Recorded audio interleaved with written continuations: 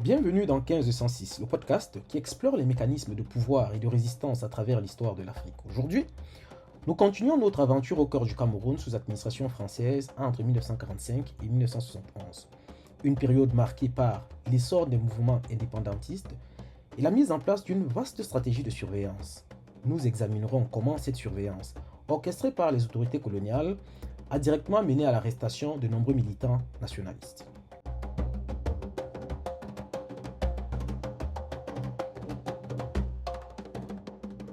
Face à la montée en puissance de l'Union des populations du Cameroun, l'UPC, et d'autres mouvements réclamant l'indépendance, la France a déployé un réseau tentaculaire de surveillance. Au cœur de ce dispositif se trouvaient les agents et les informateurs. Le renseignement était considéré comme une information protégée, obtenue à l'insu des militants pour éclairer leurs intentions. Les agents contractuels étaient infiltrés dans divers milieux, y compris les partis politiques et les groupements, pour recueillir des informations. Les fonctionnaires camerounais représentaient un atout précieux car ils pouvaient plus facilement s'infiltrer dans les milieux UPCistes et procéder à des filatures.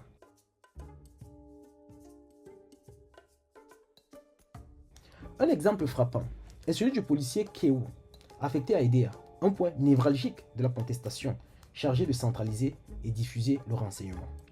Après 1955, il a mis en place à Douala un système d'écoute et de renseignement appuyé sur un réseau d'informateurs et d'informatrices.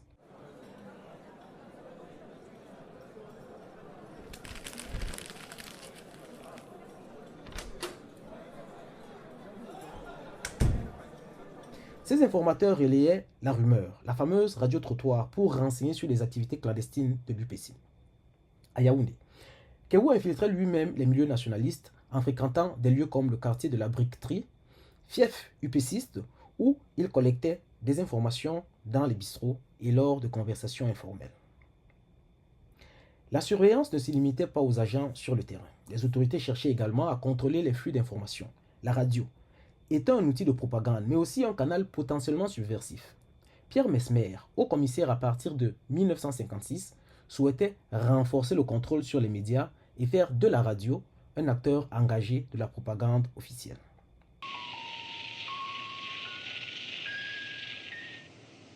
Je vous rappelle la liste des objets que notre ami Pierre Dac vient de vous communiquer et que vous devez lui rapporter ce soir.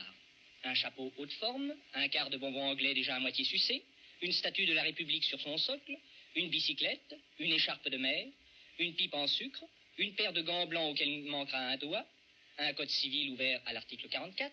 Enfin, les concurrents devront porter la moustache. De plus, les autorités avaient recours à la censure postale et à la surveillance des télécommunications. Ces pratiques, réactivées durant la Seconde Guerre mondiale, étaient utilisées dans la lutte contre le mouvement nationaliste. Le courrier et les communications téléphoniques des militants étaient potentiellement interceptés et analysés pour identifier les réseaux, les contacts et les plans d'action.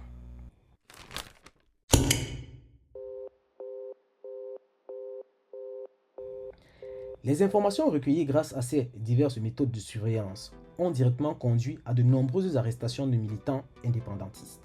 Les archives témoignent de listes établies pour rechercher des individus ayant fait appel à la violence, donner de l'aide ou organiser des réunions clandestines. En 1955, 357 arrestations ont eu lieu, la plupart, je cite, en flagrant délit, et 85 mandats d'arrêt ont été délivrés contre les figures importantes du parti.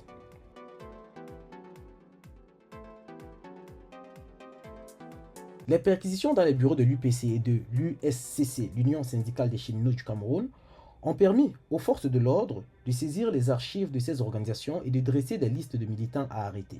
À Douala-Angers, Marcus Mbila décrivait la ville comme, je cite, un foyer de rafles, d'arrestations et de perquisitions, ciblant les domiciles des militants et les trains. Les renseignements obtenus par la surveillance permettaient également d'organiser des arrestations ciblées. Par exemple, en octobre 1955, une liste de 50 noms de militants arrêtés à Douala et Edea retraçait leurs fonctions dans les comités de base reconstitués. Même en exil, les principales figures de l'UPC étaient fichées et surveillées. C'est par exemple le cas de Jean Godok et Michel Dokingé. Ils dirigeaient le comité de base de l'UPC en France dès janvier 1954. Globalement, les étudiants camerounais en métropole, proches ou non de l'UPC, étaient étroitement surveillés, en particulier lorsque leur association s'exprimait publiquement ou menait des actions auprès de l'ONU. Autre profil surveillé, Anatole Kameni. Acteur discret de la propagande UPCiste, il a été suivi à Douala dans son atelier photographique, puis à New York, où il a été auditionné par la 4e commission de tutelle en 1957, ainsi qu'à Paris et à Londres, où il souhaitait s'installer.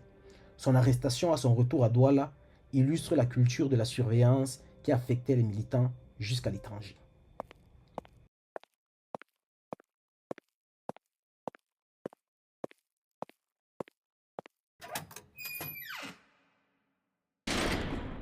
Une fois les militants arrêtés, la surveillance se poursuivait sous une autre forme, celle des interrogatoires.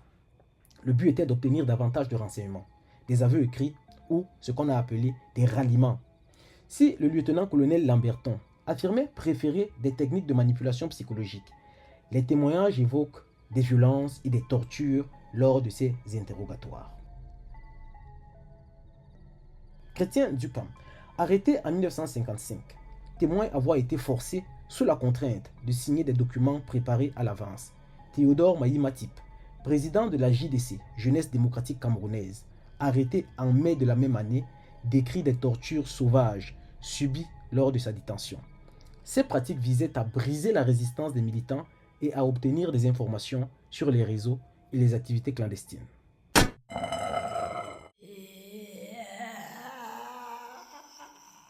Face à la persistance du mouvement indépendantiste, les autorités ont adapté leur stratégie de surveillance.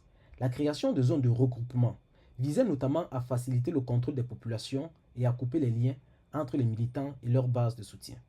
L'action psychologique déployée dans ces zones était également une forme de surveillance idéologique cherchant à contrer l'influence de l'UPC.